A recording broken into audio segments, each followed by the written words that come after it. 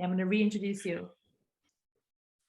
All right, everyone. Today we have Brian Middleton with us. Brian is a behavior analyst, and he also is a neurodiversity self-advocate.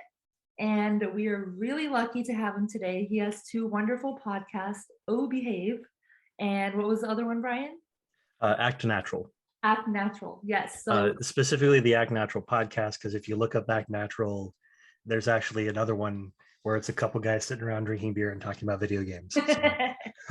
Which also which is might fun. sound like fun, but yes, for the purposes of Brian, he does a lot to educate neurotypical people, and I am super excited that we have him here today. Brian, thank you. I'm going to give it off to you. Thank you. So to start with, I believe one of the things you were asking me to do was talk a little bit about my experience being autistic and growing up autistic. And I will precursor this by saying that my experience is in many ways very unique because of the privilege and opportunities that I had that many others could not have had. The reality is I lived in a married home, a two-parent home where my parents are still married. We lived in a place and a time where a single parent working made it possible for my mother to be able to homeschool. And there's a lot of inherent privilege and opportunity that comes with that where others didn't have access to that. Growing up, if I had been identified, because I received my special education identification in the late 90s with nonverbal learning disorder is what it was. If I had been, if the specialist had any experience in it, he probably would have identified me as being Asperger's syndrome. And that probably would have been very reflective of the privilege that I grew up in and I had, because it turns out that the reason the DSM-5 rolled Asperger's syndrome into autism spectrum disorder was that frequently the difference between an individual being identified as as autistic or Asperger's syndrome had a lot to do with their zip code. It had a lot to do with their wealth. And so that's one of the reasons for that big change. And one of the reasons why, while I could say that I'm an Aspie or an Ospie or however you want to pronounce it, I prefer to focus in on autism as a neurotype, because whether the DSM meant to or not, they actually kind of created a unification opportunity. Now, I'm gonna do a little jumping around here. I'm gonna come back to this in a moment. The presentation possibly. Oh, if you could give me the screen sharing rights. Sorry. No problem. But I want to just quickly introduce an idea to you all to help understand a little bit about the way that the autism community perceives autism as opposed to the way human services. So those are the helping services, everything from medical all the way over to behavior analysis, speech, occupational therapy, and whatnot. So the way the autism community perceives services, and this is my own little development here, because I noticed that there was a battle going on between the two, is when someone in the autism community says, I'm autistic, they mean neurotype. They're talking about the way that their neurological structure informs and influences their preferences, basically, which, if you have any understanding of behavior analysis, preference assessments are a thing. That preference is the most behavior analytic thing you can do. So it turns out that there's a group of people who have, in general, a set of pretty consistent preferences. And those folks have been labeled as autistic. So neurological structure and informs and influences behavior. And then, yes, it's phylogenetic in nature, but because of the phylogenetic characteristics, it does tend to lead towards certain characteristics that are learned through ontogenic means, right? And then we look at ASD, which is the disorder of the neurotype. And that one is, I like to refer to the disturbance of normal function of body or mind, deficits related due to environmental issues resulting in failure to acquire skill sets, right? That's our social significance that comes in here. And when we look at ASD as identified by the DSM-5, the problem is that many aspects that are neurotype are actually called a disorder. That's one of our problems. So it's a cultural issue. We need to shift the way our culture views things, because as we've been discovering as a culture that, hey, when we're inclusive and we're understanding and we go, oh, look, this person has an experience that's not the same as mine and they're still a person, right? that you know, it just makes things better, just period, better. And so that's what we're moving towards, and it's wonderful that I'm able to be a part of this. And I'm hoping that you all can be a part of this too, because I don't want this to just be a me thing. I want to elevate other voices. I want others to be able to see and hear. And part of my effort in doing this is to make it possible for more voices to be heard. The reality is that I'm white, I present as male, and so I have some advantages there. And I'm also very vocal, which is another advantage. So for the longest time, I battled with this, where I was like, do I speak up? Do I say something? Like, I don't want to drown other people out. And so my attitude is, okay, so how do I elevate? How do I push for other people to be heard? Now, I'm going to bounce back because I'm jumping all over the place. And the experience that I had growing up, because I was homeschooled, if I'd gone to public school, I probably would have gotten eaten alive. It would have been awful. My first official day of public school, by the way, was my first day as a teacher or a student Wow. teacher, because I was a special ed teacher. I was trained in that. Actually, it wasn't as a teacher. It was as a practicum student, which was like a week-long thing, but still, I was basically student teaching. But because I was homeschooled and my mother was able to focus on my education, and this is right when the internet was taking off, so there wasn't a whole lot of resources out there. She also went out and found some homeschooling groups and a charter school that would allow for my parents to find teachers, and those teachers would have classes in their homes and later on in a building that was rented with those funds that were allocated. And so I was taught math from the guy one of the engineers on the Bay Bridge in San Francisco, and chemistry. Mr. Blodgett, I think, recently retired as the head of the Sacramento Water Lab. At the time, he obviously wasn't the head of the Sacramento Water Lab, but he is a chemist in application. And we would go do classes in his garage where he had a mass spectrometer and all sorts of cool gadgets and things. And because I was in this environment that was highly enriched with lots of stimulus and lots of opportunities for me to explore and discover who I was instead of being forced inside this little mold, I'm convinced, and now this might be after the fact, but I'm convinced that that was one of the reasons why I am so vocal, why I am so capable. And yes, there's a little bit of ableism inherent in that, but at the same time, there's also a little bit of that understanding of behavior analysis and what behavior analysis brings to the table, which is that stimulus control was gained. And so therefore I was able to hit cusps, and then I was able to pivot and be able to access more reinforcement and continue accessing and building and building and building.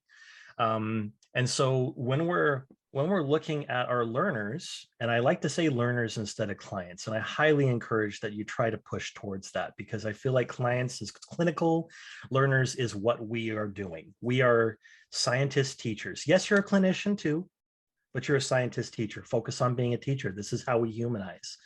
So when we're working with our learners, if we have this understanding of neurotype and the experience that they're having, and then we're looking at ways, if we're looking at that from an ontogenic perspective, right, then what we're looking at now is, is it an issue of can or won't, right? This is actually comes from one of the training that I had in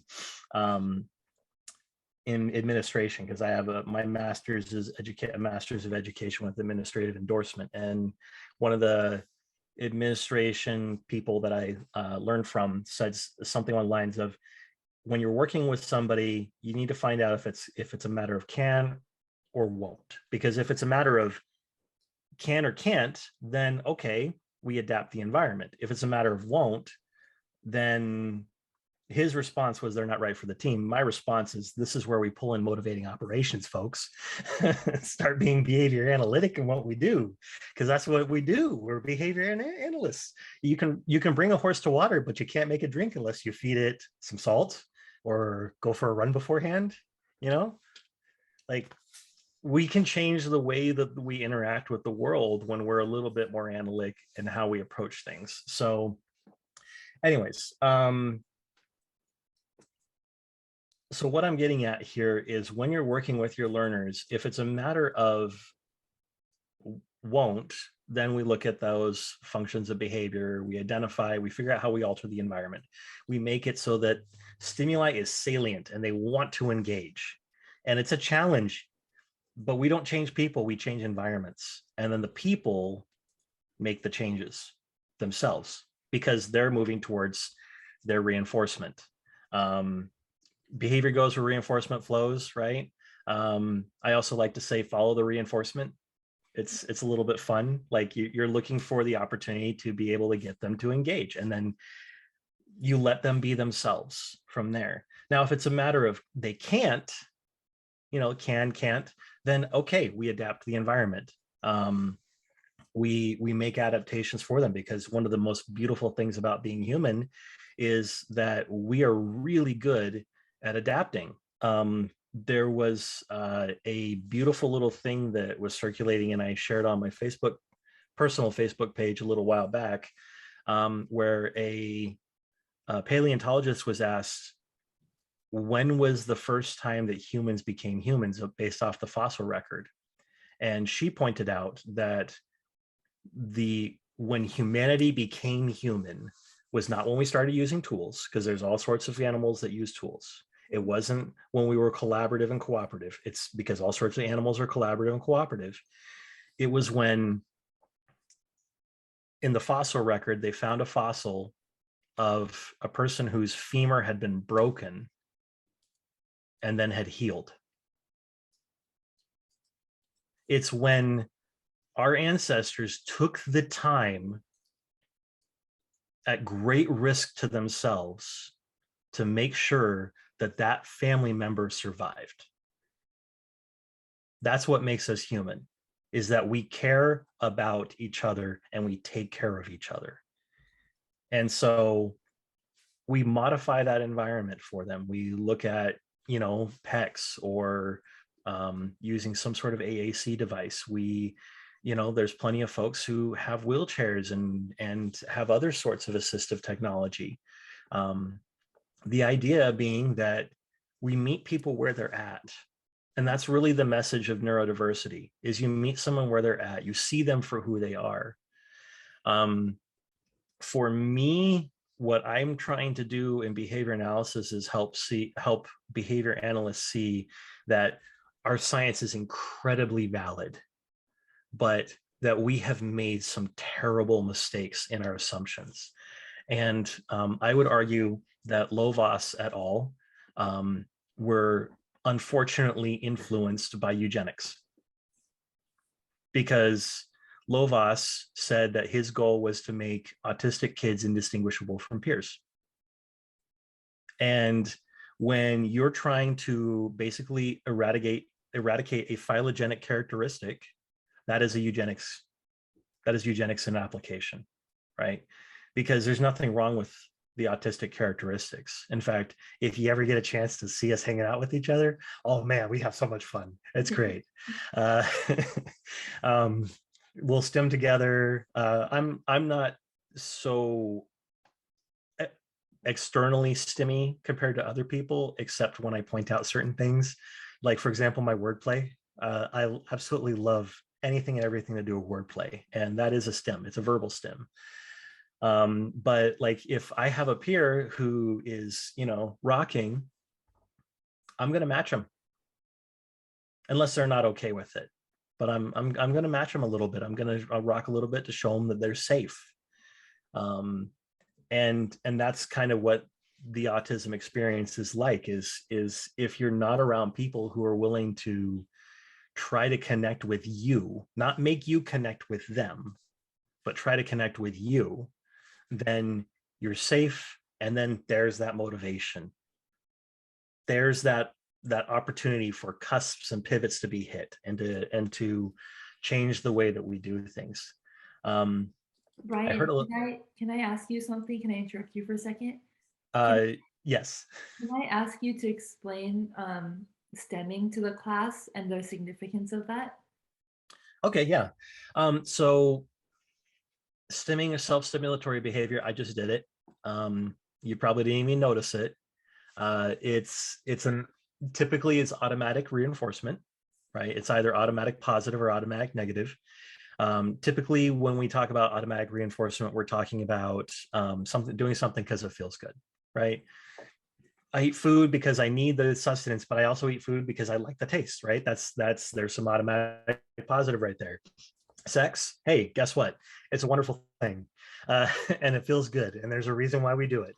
So that's some automatic positive, but we don't spend a lot of time on automatic negative, because a lot of times it's kind of hard, it's kind of confounding to think about. But I'll give you an example of a good automatic negative that every single one of you do, that also has a social function. But if you do it by yourself, then you are doing it, you're stimming, and that's the huff of frustration. If you do a huff of frustration when you're by yourself and no one's around, then clearly it's not social, it's not attention. Clearly there's an automatic component. And what's going on is to use as loose language as I can while being precise. There's some pressure building up internally, and you release it.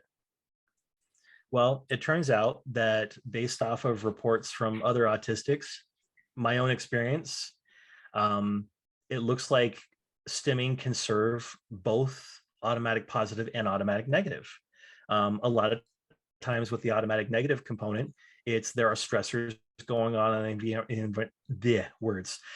environment that they're experiencing, maybe because they don't have the ability to tolerate, or maybe they haven't learned the skills of toleration. Maybe they've been thrown into the deep end, right? And it's too much. But this typically can be, I'm trying to self-regulate, right? And so that's where that automatic negative comes in. Now, that isn't to say that there's anything wrong with stimming. There isn't. In fact, there's some people who do it because they enjoy it, right? So there's that automatic positive component. The key, though, is, are you creating an environment where the individual can thrive, right? And I'll give you an example of this. As a special ed teacher, I had two autistic kids. One was his special interest was anything and everything to do with sports. So he did a really good job fitting in. And the other kid, he had a little bit more eclectic tastes, is what I'll say. And they were friends. They were friends all the way through elementary school into middle school. And as our football friend became more and more engaged with his environment, because, hey, look, my special interest happens to access me reinforcement with peers. So he was able to engage in that reinforcement more, and he started getting frustrated with our STEMI friend. And one day in my lunchroom, which was my number one intervention, I didn't eat lunch. It was 2 hours of total chaos and wonderful. Also a little bit of hell, but in a good way. He yelled at his peer and said, "Why are you so weird?" So I pulled my football friend aside into my little closet inside the closet, which was my office-y kind of sort of thing. And I talked with him about how our STEMI friend is just who he is, and we need to love him for who he is. And if we accept him for who he is, then we're all better off for it. And I said, I accept you for who you are. I don't like football. He's like, what? I'm like, no, I don't like football at all. I don't care for it. Like, I can tell you all the rules and I can watch a game and be like, yep, totally cool. But like me sitting down and watching a game is just not really a thing I'm gonna do unless it's with really close friends. But I like that you like football, so I'm connecting with you. That's what I care about. And I know that this worked because about 3 weeks later, I was doing hall monitoring duty, words. And I heard my football friend telling peers, "Oh yeah, STEMI friend, that's just how he is. Just accept him for who he is. He's totally cool." And by the end of that school year and into the next school year, STEMI friend went from spending the majority of his time during any form of break in my classroom because he knew it was safe to being included and accepted and pulled out into the community. Yeah, he still STEMmed, he still rocked, right? But I was also really fascinated to note that it reduced. Oh, that's interesting. It reduced in intensity. Like it was less this and it was a little bit more this. And yet he was still self-regulating. Right. But because he was in an environment where he was included and accepted for who he was, he thrived. And I'd like to offer this as a little definition. And no, I did not come up with this. Somebody else did. I don't know who it is because I only heard a little clip of it. But the opposite of being accepted is fitting in.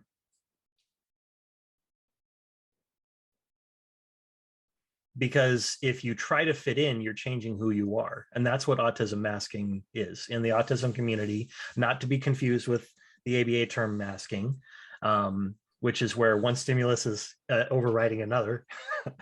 But autism masking is basically trying to fit in instead of belonging, instead of being accepted for who you are. It's actually belonging, not acceptance. But when you belong, then you are your genuine self. And your genuine self is informed by your phylogeny, ontogeny, and culture. Like it's a combination of those. This is not a chicken or the egg argument, although I will say the egg did come first evolutionarily. I win. Sorry. but like if somebody is accepted for who they are, then they don't have to mask, they don't have to code switch, they don't have to pretend to be somebody that they're not. Yeah. Right? They are themselves, genuine as they are, and they don't have to try to escape or avoid coercive conditions. And when we're talking about the problems with behavior analysis as a field and a science and application, but as a field, and we're talking about it in relation to any group of people who have a phylogenetic characteristic or any group of people who have a set culture and we're trying to dominate them and force them within a certain area, then you're dealing with eugenics. And we're not a science of eugenics. Nope, that's out. That's been disproven. We should not even be having the discussion. And so where I'm at is I'm trying to help behavior analysts see that. Now, flip side to this, when you're talking with somebody who is autistic and does not have the knowledge that I have, and they're saying all ABA is abuse, that's hard to hear. Because every single one of you people here right now are caring people. That's the reason you're going into this field. It's a shared value in our field, and it's a shared value across all human services. I have yet to find someone who's like, yes, I'm here for the money, right? What money? What money, Brian? I mean, there are some people who can make quite a bit off of it, I'm sure. But my point being that we're here because we care. And so part of being a caring person is learning how to listen. And when somebody comes at you, and I've had people come at me, I'm on a ban list for autistics where people are not supposed to talk or listen to me because I advocate for behavior analysis. It was really funny when I saw that because they didn't realize I was in the group. And then I kind of snuck out of the group because I was like, yeah, I don't think I'm in a good place. I need to be around people who are not going to try to attack me. But you have such a unique position, and in your neurodiversity panel, you were talking about, what did you call it? The middle earther? yeah, so I didn't coin this one either. There's a group of behavior analysts. We all work together and collaborate. And we actually are doing a presentation this weekend called Divergent Road, which we tried to make the cost accessible. So the minimum cost is $25. It's for the full 8 hours. That's incredible. And you have, if you pay for the $25, you have access to the recordings afterwards. So like we're going for accessibility here, but at any rate, so one of the others said we're Middle Earthers, as in a little bit of Tolkien reference there because we're a bunch of nerds, but also because we're kind of in the middle between these different sides. And part of what I try to do is acknowledge the privilege that I have, not only all the other things that I've named, but also the fact that I hold an advanced degree and I have control over somebody's life. Literally, I can make or ruin someone's life based off of the decisions that I make. And so we have to come from a position of philosophical doubt instead of being dogmatic in our approach. And I may have just made a little bit of a spoiler for this weekend because one of the presentations is with Summer Mingo and Armando. Oh, I'm gonna destroy his last name again. I'm so bad at this. I'm sorry, guys. Bernina, I think. Anyways, but so there are two peers and us, and we're doing a presentation called "Operating at the Crossroads of Philosophical Doubt and Dogma." And in that, we operationally define what is dogma, because when we're looking at these things that are going on in behavior analysis and where we're seeing somebody who's being super rigid and saying, no, this is the way it is, the science is, it's been proven, the research is done, end of story, you're not a behavior analyst if you don't agree with this. I go, well, that's awfully religious of you. Like, this isn't a religion, this is a science, right? This is that we're not dogmatic here. We need to be able to have that philosophical doubt. And a big part of understanding and having this philosophical doubt is being able to question our decisions and how we approach things, being able to question ourselves, be both the speaker and the observer, to use a little verbal behavior there, right? To be able to examine within our context, and using a little bit of ACT here. The idea being that we are scientists first and foremost. Single subject case design. Every single time we start with a new learner, it's a single subject. But we're not just scientists, we're also teachers because we're shaping the environment. Behavior analysis is the science of learning. So scientist, teacher first, clinician second. That's my motto. So a little bit all over the place, but I'm going to give you some quick references to some ideas behind trauma-informed care, so you have an idea of what to look for. And there are multiple characteristics that are present in trauma-informed care. I've seen a few different lists out there, but I really like this set the most because it's straight and to the point, and I can be more operational with it. So I'm gonna I'm going to share with you part of one of my slides. And if you want to watch the whole trauma-informed care presentation, it is actually up on my Facebook page. So you can access the whole thing. Are you going to load or not? Hello, friend. And you guys get to see the nitty gritty. This is all good. Okay, so first characteristic of trauma-informed care is safety, right? This idea is ensuring the physical and emotional safety of the individual. In practice, this is making sure basic needs are met. So we're talking about that food, that water, shelter, leisure, play.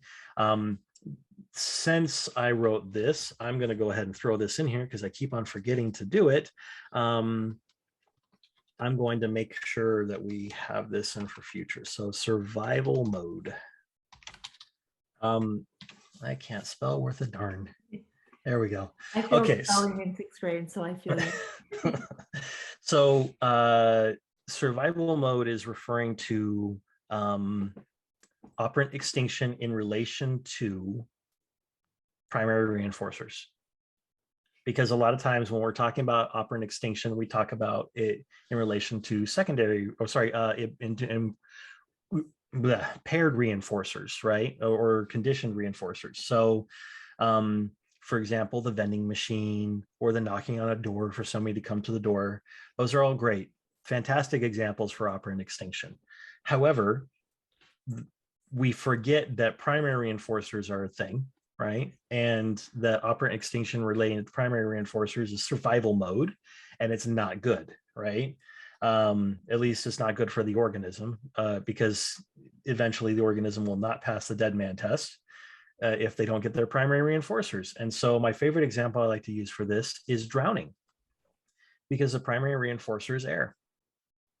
And when the individual, the organism, does not have access to that air, they're going to have variability of responding. They're going to do anything and everything they can to be able to gain access to oxygen so that they can survive, or if it's a plant, carbon dioxide. And they will push and push and do everything and anything they can. And plants do this, by the way. I didn't just make that reference just to make sure that it wasn't just animal organisms. Plants do emit operant extinction. So when something is in survival mode, you don't go, oh, use your words, right? When someone's drowning, you don't look at them and be like, use your words to ask for the lifesaver, right? No, you throw them the freaking lifesaver and you get them out of the water. And then once they're in a place where they're not in survival mode, where they're out of those conditions, then you can start teaching them how to call for help, how to swim, how to access all those different things so that next time they're in that situation. And this thought came to me when I was talking about how I had to retrain my reflexive responses in relation to somebody aggressing towards me, because it was years and years and years of training of safety care that now, instead of my automatic response being to try to punch back or run away, right, fight or flight, it's now to block, back up just a little bit and assess the situation. But that took years of training for me. Okay, so then safety also includes pairing, and also includes honoring that functional communication. It's ignoring the person, sorry, it's ignoring the behavior, not the person. A lot of times when we see operant extinction being used, it's not being used as in a differential. There's no shaping of behaviors. And if you're not shaping your behaviors, then you are inherently being abusive, whether you intend to or not. So make sure that you are applying our science and looking for ways to shape. And if you screw up, guess what? We all do. We all screw up. I've said and done things that I regret. Own it, move forward. And that includes owning it to the person and making amends. Okay, so next we have choice. This idea is the individual has a choice and control over themselves and their environment. In practice, this is consent is sought and gained. Consent and assent, by the way. This is prompt levels and consent, right? When we have hand over hand prompting, a lot of times we just, put the hand on top. But are you checking for that assent? Are you seeing if they have those behaviors of willingness? Because if they don't, then maybe you should stop unless it's a safety issue, right? And even then, like, what if you use your hands and put their hands on top of yours, and then had a little fun here and built with that motivation, right? Because motivating operations are a thing, and I highly recommend diving into those and understanding them a little bit better. Also, it's honoring their interests. What's wrong with special interests? I know so many people who are obsessed with Raiders or the University of Tennessee. Like, I live in Knoxville, Tennessee. You see UT going up and it's go Vols. You got people decorating their houses like it's Halloween or Christmas or something. And it's orange too. I wouldn't decorate my house with orange. Anyways. So it's engaging with them in their special interests and using those special interests to help them to hit cusps and pivot. So that way they have access to more reinforcement. It's not trying to stop them from enjoying their special interest. It's showing them that there's other things too. And then there's collaboration. This is the idea of sharing power and decision making with the individual. So this is instead of person versus client, us versus our client, it's PvP versus PvE. This is person versus environment, or player versus environment is the idea. Is we want to be able to look at this as we're problem solving. We're asking. So this is similar to choice with programs, right? But this is choice in the programs. So, and that's really hard sometimes when we have our learners who are less vocal, but you can still do preference assessments. You can put stuff out in front of them, see what they want to engage in, and then you can follow the reinforcement. So there's ways of being able to include the individual. This is seeing the person as a person. This is also honoring choice, because if I say to one of my learners, would you like to leave the play gym? And they say, no. Well, first off, I screwed up, because I should have said, we're going to be done with the play gym now. It's time to go. Okay. So I placed my demand wrong. Second, I have to honor that because I gave them a choice. So what I do, and what I teach my RBTs to do whenever this happens, because it will happen, especially since if you're used to placing a demand as a question. Oh man, our culture can be kind of funny in that way. Is I say, okay, well, you got 2 more minutes, and then it's time to go. Do you want me to set a timer? Giving them some choice, right? I have to honor their choices, unless it's a safety issue, because, it's like, I want to play with a knife. Nope, that's out. Sorry, not okay.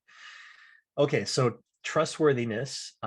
This is consistency, clarity, and honoring boundaries, right? This is honoring our promises. This goes back to that owning our mistakes thing. I will tell you what, it's never been intentional, but there have been times when I've screwed up, and me apologizing to my learner was the thing that made the difference. It was right then that they saw I was genuine, that I cared about them, and I was willing to say, I screwed up, I'm sorry. So make sure that you look for that opportunity, because that's how you avoid trauma, right? This is how you build relationships instead of creating trauma, is you own yourself. And you'll note that there's a reference to the TED Talk by Jocko Willink. Just be advised that if you do watch that TED Talk, he is a combat veteran and he is talking about combat. So if that is something that's triggering for you, do not watch it. However, I highly recommend Jocko Willink's stuff, because he talks about that extreme ownership of yourself and your behaviors, and even when there's other things that are going on. Of course, respecting boundaries is important, and this includes, but is not limited to, talking to the individual as opposed to at or over. And it's hard when you're dealing with someone who's non-vocal, but they're verbal. You can get communication, you can speak to them. And then, of course, transparency and services. This is really essential. We got to make sure that our learners know that we're being transparent. And of course, I like to end with the last one, because this is actually really fantastic. Behavior analysts, we work really well at this, empowering. We're looking for reinforcing existing skills and interests. We're validating the individual. We're building that independence. We're looking towards creating generalization and self-management. And that is behavior analysis to a T. Right here is this part. And so, hey, guess what? By default, we have 1 of 5. So let's build on the others. Let's make sure that we're also being trustworthy, we're collaborating, we're giving choice, and we're also making sure that our learners are safe. So there's my Cliff Notes introduction to trauma-informed care, and a little bit about my experience growing up autistic. There's all sorts of other stuff that if you're watching the recording, for the folks here, you're welcome to ask after the recording turns off. But if you want to learn a little bit more about my experience, the Autism Knows No Border podcast is one of the interviews that really I was able to give a little bit more about my experience there. As well as the other podcast that I was interviewed on is The Vibrant Introvert. And that's such a fantastic podcast. I highly recommend it. It focuses on ACT in application towards the individual and towards different areas for that. And the host she's amazing. So there you have it. I think we're at a point where if you wanted to pause the recording, we could go into the Q&A. Yeah, that's amazing. Brian, thank you so much. You have this skill to put everything so beautifully and easily understood, even by me. Like, these are such complex issues you're talking about, and I have such a hard time talking about them in ways that everyone can understand. So thank you for doing that. No worries. I can't turn my brain off, so I might as well use it for something, right? I actually wanted to ask you a question. So you made the interesting point to use the term learner versus client. And so it was interesting because for me, I've heard people use the term patient. And for me, I'll always say client instead of patient. And I thought I was being better. You know what I mean? Well, And that is better. it is I'd say better, that. but it's not good enough. And so in recent months, I've been using student. What do you Student's think good about too. student? I like student as well. Okay. Okay. Yeah. The reason why I'm pushing, it's not to shame people, because, like, first off, if you live in a place of shame, that's not a good place to be, right? Yeah. This is where we make the change. Is you acknowledge, oh, shame serves a function. It's like, oh, I did something wrong. Okay, cool. All right. Emotion serves a function. It's signaling that something is up in relation to my environment. So then I make the change that's necessary for me to be able to responding to my environment. And if anybody out there is hearing this and they're like, oh, well, I'm doing that, I'm not here to shame you. Right. Yeah. Like, if anybody is here to shame you, then maybe they're dealing with something and I feel kind of bad for them. But it's just all about, like, okay, I can do better. Absolutely. And I think that, again, I don't think that came off at all as you trying to shame anyone, but again, just pointing out like how and this goes back to neurodiversity and the social model of disability, right? Is like, how can we change our behaviors? How can we alter the environment to be more inclusive? Just like when we were talking about autistic masking. So it was all beautifully said. So thank you. I'm going to stop the recording so that we can ask questions with the students. All right.